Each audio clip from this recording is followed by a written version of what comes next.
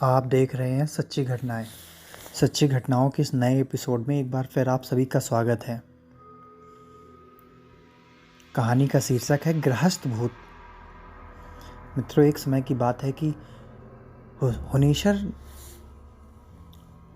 हुनेशर नाम से व्यक्ति, जो कि हमारे ही ज़िले के रहने वाले थे और वे शादीशुदा थे। उनके परिवार में 2 छोटे बच्चे, माता पिता, भाई बहन और उनके 2 प्यारे प्यारे बच्चे थे। हुनेसर जी कोलकाता में किसी सेठ के यहाँ ड्राइवरी की नौकरी करते थे। उनका ट्रक चलाते थे। उन्हें ट्रक पर माल लादकर दूर दूर के शहरों में जाना पड़ता था। वे बहुत ही मेहनती थे और अपना काम पूरी जिम्मेदारी व ईमानदारी से करते थे। उनके कार्यों से उनका सेठ भी बहुत ज़्यादा खुश था और हर महीने अपने साथ लेकर डाकघर जाता था और 1000-1200 रुपये उनके घर मनी ऑर्डर ज़रूर कराता था। हुनेसर जी की जीवन गाड़ी बहुत ही मज़े से चल रही थी। कभी कभी जब उनको माल लेकर लखनऊ, बनारस आदि आना पड़ता था तो वे समय निकालकर अपने घर भी आ जाते थे और घर वालों का हालचाल भी लेते थे। एक बार की बात है कि हुनेसर जी रात को करीब 10 बजे ट्रक लेकर निकले। उन्हें दिल्ली जाना था। उनके साथ शामू काका, जो उनका खलासी था। खलासी वो होता है जो ट्रक ड्राइवर के साथ में कंडक्टरी या उसकी हेल्प करने के लिए साथ में होता है, उसे खलासी बोलते हैं। हुनेसर जी खलासी को अपने बेटे जैसा मानते थे और ट्रक चलाना भी सिखाते थे। अब शामू ट्रक चलाने में निपुण भी हो गया था और उस रात शामू ने जिद करके कहा कि आप आराम से सो जाइए, ट्रक चलाकर मैं ले चलता हूँ। हुनेसर जी ना कहकर ट्रक खुद चलाते हुए निकल गए। शामू उनके बगल में ही बैठा रहा। रात के करीब 1 बजे होंगे और ट्रक एक चौड़ी सड़क पर तेज गति से दौड़ा चला जा रहा था।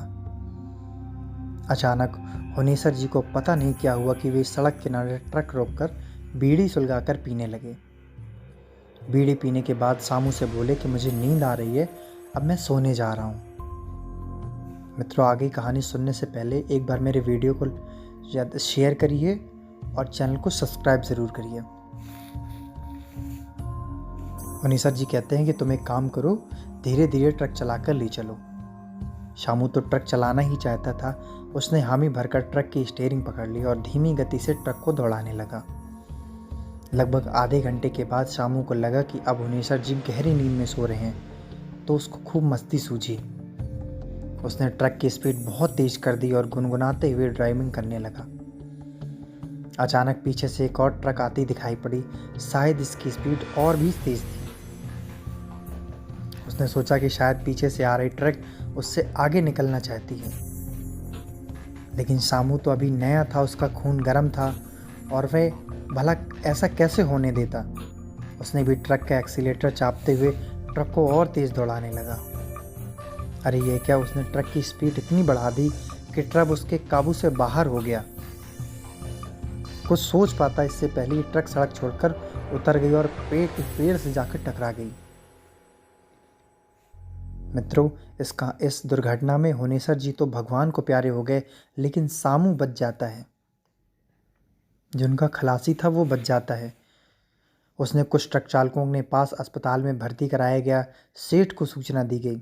शामू 4-5 दिन अस्पताल में पड़ा रहा। उससे अपनी गलती पर बहुत ही पछतावा हो रहा था। उसकी एक गलती पर उसके पिता समान हुनेसर जी को अपनी जान गंवानी पड़ी। उसका दिल रो रो कर अब परेशान था, लेकिन अब विधि के विधान को भला कौन टाल सकता है। उसने तय कर लिया कि वह अब जो भी कमाएगा उसका आधा हिस्सा अपने पिता समान हुनेसर जी के परिवार को दिया करेगा।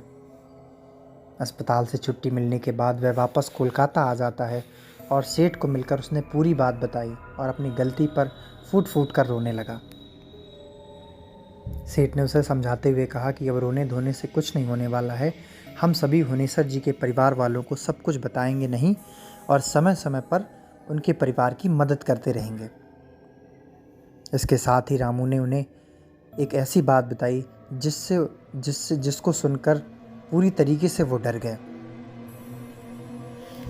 दरअसल सेठ ने शामू को बताया कि हुनेसर जी बराबर बताया करते थे कि मालिक, जब भी यहाँ से माल लेकर दिल्ली के लिए मैं निकलता हूँ तो रात को करीब 1-2 बजे एक सुनसान जगह पर ऐसा लगता है कि कोई ट्रक तेज़ी से पीछे आ रहा है और हमें ओवरटेक करने की कोशिश कर रहा है। पीछे देखने पर ट्रक दिखाई नहीं देता, पर ट्रक के मिरर में वह साफ साफ ओवरटेक करते हुए दिखता है। कई बार तो मैंने अपने ट्रक को किराने लगाकर उतर कर जाता देखा तो पीछे कोई भी ट्रक नहीं दिखा। यह सब बातें सेठ सामू को बता रहे हैं कि ऐसा हुनेसर ड्राइवर ऐसा बताता था कि एक ट्रक आता है जो ओवरटेक करने का प्रयास करता है। तेजी से आता वह ट्रक केवल रात को ही मिरर में दिखता है। मालिक, इस ट्रक के चक्कर में कई ट्रक वालों का एक्सीडेंट हो गया है। समझ में नहीं आता कि ऐसा क्यों होता है। आगे उस सेठ ने कहा कि मैं हुनेसर की बातों को सुनते लेता था, पर उस पर कभी ध्यान नहीं दिया, क्योंकि मुझे विश्वास नहीं होता था कि ऐसे कैसे हो सकता है कि कोई ट्रक होकर भी ना हो। और वैसे भी भूत प्रेत में विश्वास नहीं करता था, लेकिन तुम्हारी बातें सुनने के बाद आज मुझे हुनेश्वर की बातों पर पूरा विश्वास होने लगा है।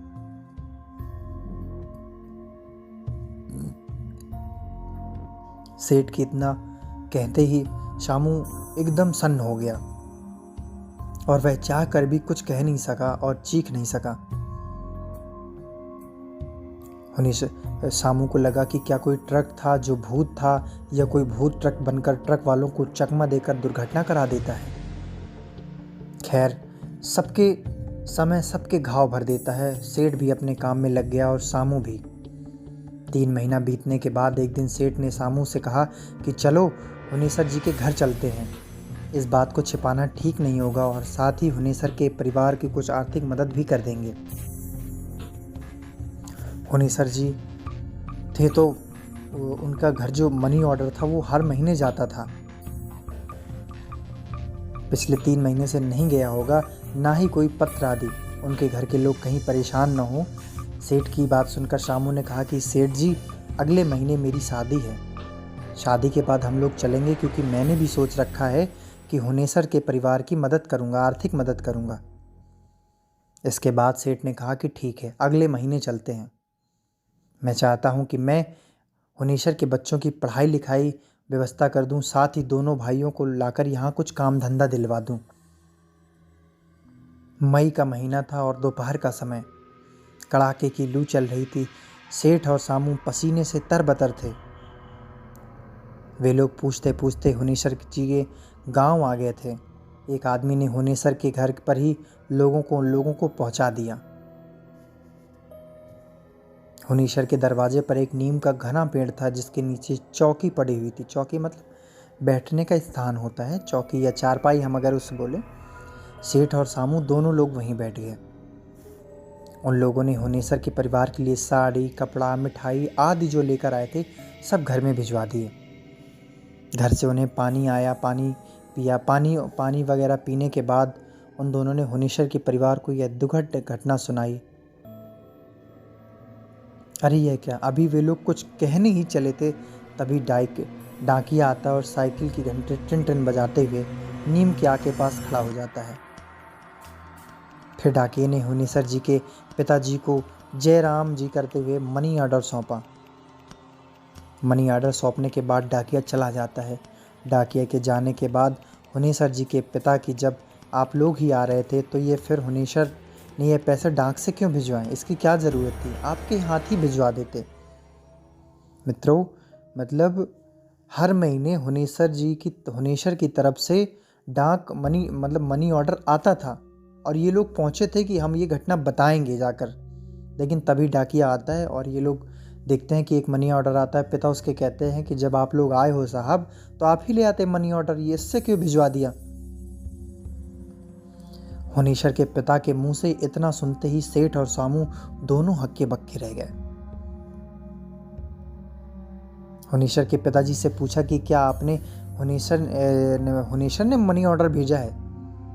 सेठ की यह बात सुनते ही हुनेसर के पिताजी बोले, बिना कुछ बोलते हुए 100 के 8 नोट मनी ऑर्डर और छोटा कागज का टुकड़ा जिस पर पता लिखा था सेठ के आगे बढ़ा दिए। सेठ जल्दी जल्दी उस कागज के टुकड़े को उलट पुलट कर देखने लगे।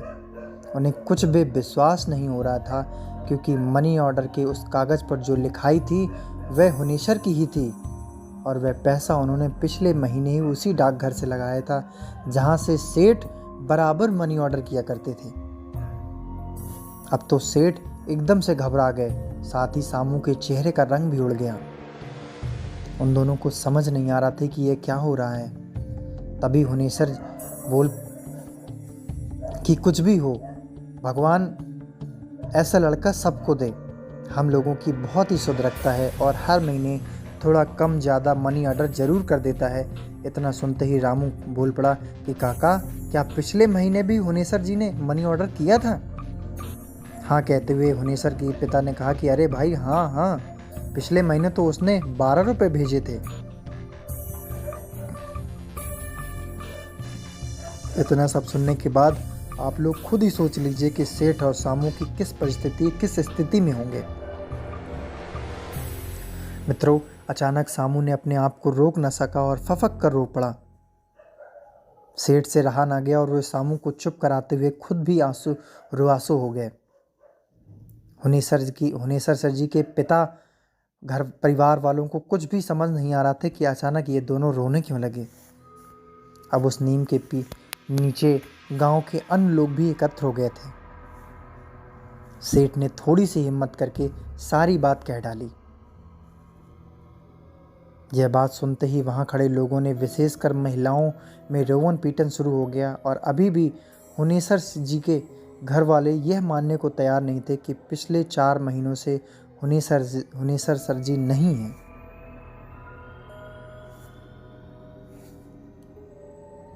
अगर हुनेसर जी नहीं है तो इन 4 महीनों में जो 3 बार ऑर्डर आए हैं, मनी ऑर्डर आए हैं, वह किसने भेजा है?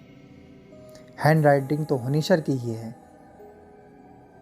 अरे इतना ही नहीं, 2 महीने पहले उसका एक पत्र भी मिला था जिसमें उसने लिखा था कि बाबूजी कुछ ज़रूरी काम आ जाने के कारण 1 साल तक मैं घर नहीं आ सकता, पर मनी ऑर्डर ज़रूर भेजता रहूँगा।